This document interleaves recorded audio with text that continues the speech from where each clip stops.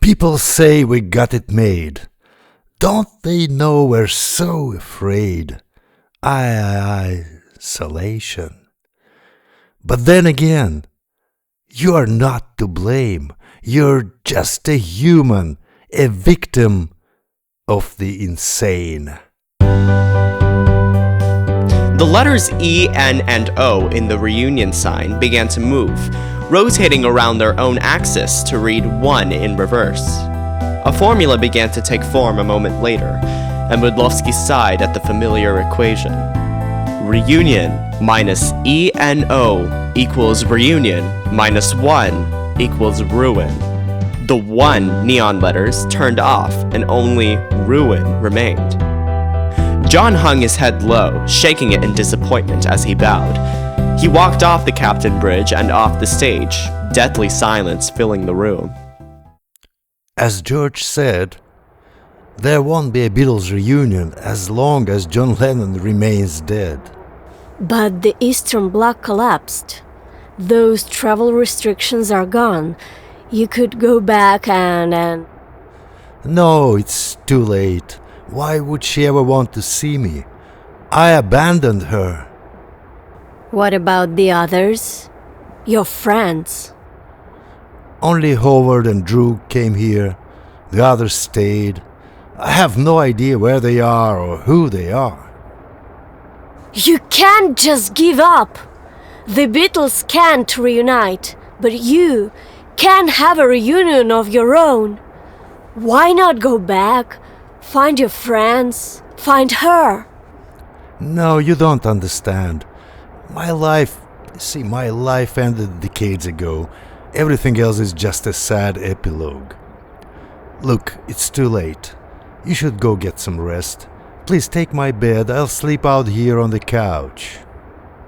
Luke Wydlowski. It's right through the door. Sheets are very clean. Abby considered saying something, but changed her mind. She nodded and rose, heading for the bedroom.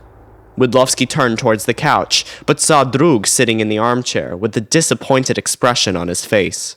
So, this is your story, and you stick to it. Sorry, Drug. I made some exaggerations. I know I didn't change into a protest t-shirts. I know it was you who stood up to Haritonov at the concert. At least you realize your bullshit. For a second, I thought your memory played tricks on you.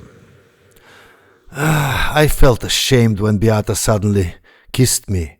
Ashamed in front of her, you guys, even the Beatles. I'm sure the Beatles were furious. They won't let you into the Beatles' heaven.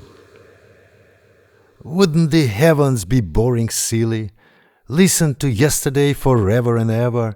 It's a great song, but aren't we all a little bit sick? That alone will put you into a Beatles' hell. That's where you'll hear 10,000 covers of Yesterday. No, I want somewhere in between. A bit of a heaven with a flavor of hell.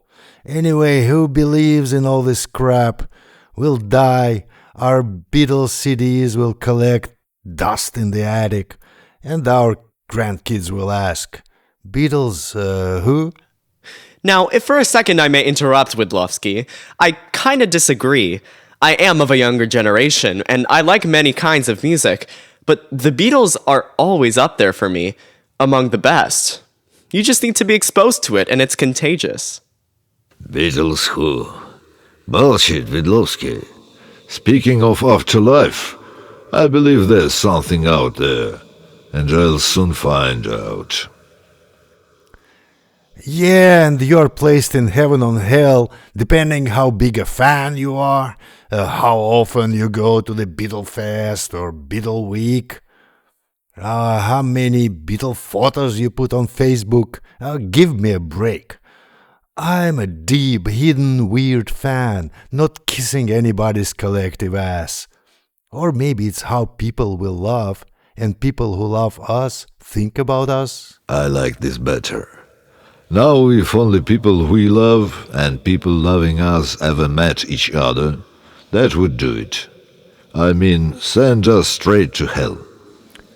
Or maybe in some other psychedelic way we can't even imagine.